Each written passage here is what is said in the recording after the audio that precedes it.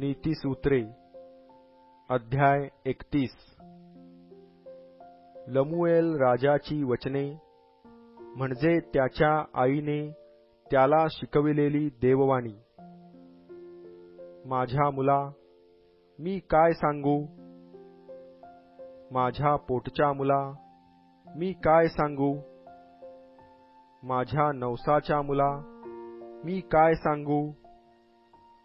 तू आपले वीर्य स्त्रियास देऊ नको, आपले मन राजांचा नाश करणाऱ्यास वश होऊ देऊ नको। हे लमुएला, द्राक्षारस पिणे राजास शोभत नाही, राजास ते नाही शोभत।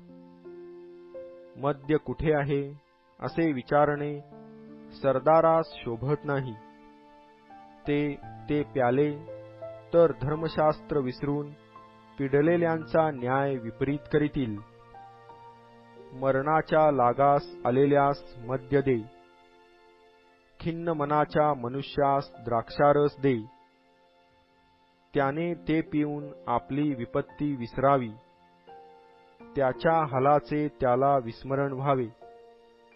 मुक्यांच्या वतीने, आसन्न मरण झालेल्यांच्या वतीने आपले तोंड उघड, आपले मुख उघड, धर्माने न्याय कर।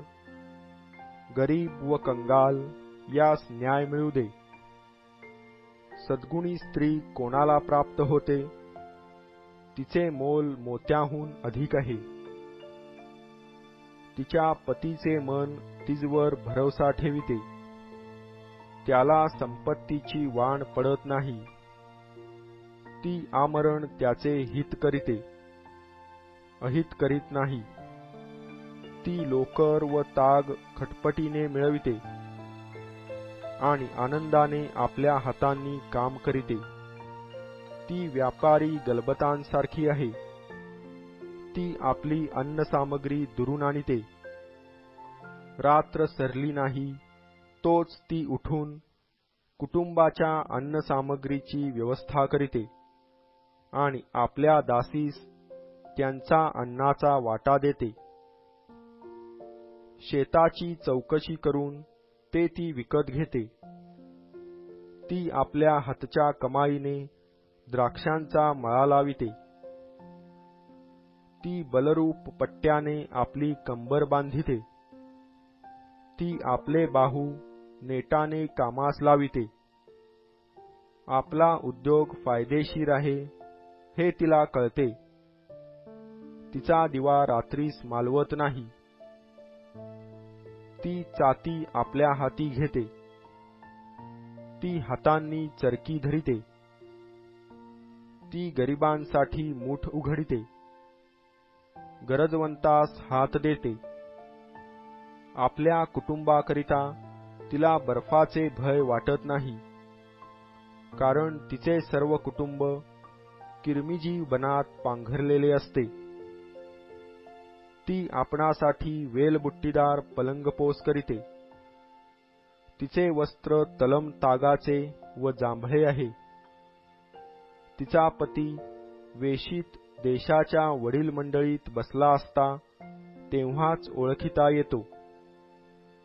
ती तागाची वस्त्रे करून विकिते, व्यापाऱ्यास कमरबंद विकत देते।